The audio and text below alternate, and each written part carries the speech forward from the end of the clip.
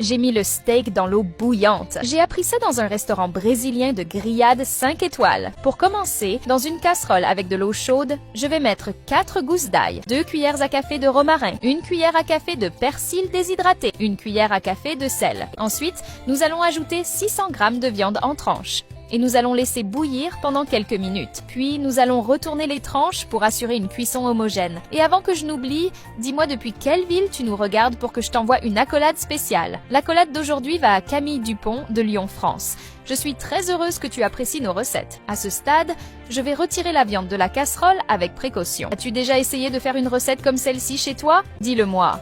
J'aimerais beaucoup le savoir. Ensuite, nous allons assaisonner avec du sel à ton goût en l'étalant bien sur le dessus. Tu vas être surprise par le résultat de cette recette, la saveur est incroyable. Maintenant, je vais ajouter du poivre noir à ton goût. Dis-moi ce que tu penses de la recette jusqu'ici, j'aimerais vraiment le savoir. Ensuite, nous allons retourner les tranches de viande pour répéter le processus et assaisonner avec du sel et du poivre noir. Chaque fois que j'en arrive là, je me rappelle que cuisiner n'est pas seulement une question de technique, mais aussi une émotion, celle de transformer des ingrédients simples en quelque chose de spécial. Puis, dans une poêle, nous allons ajouter un filet d'huile d'olive. Maintenant, je vais mettre la viande dans la poêle pour commencer à la faire frire. J'adore l'odeur qui commence à se dégager.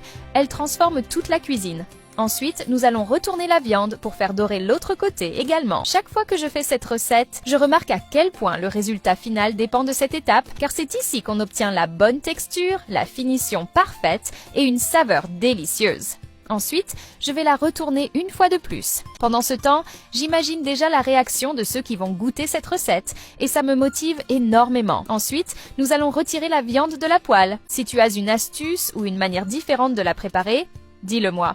J'adore découvrir de nouvelles versions. Maintenant, je vais couper la viande en fines tranches de la manière suivante. Cette recette a trouvé sa place dans ma cuisine sans le moindre effort. Après l'avoir faite une première fois, il est devenu impossible de ne pas la refaire, car le résultat parle de lui-même. Chaque fois que je la prépare, quelqu'un commente son arôme, sa belle apparence dans l'assiette, et même ceux qui ne complimentent pas souvent finissent par le faire. Et je comprends pourquoi.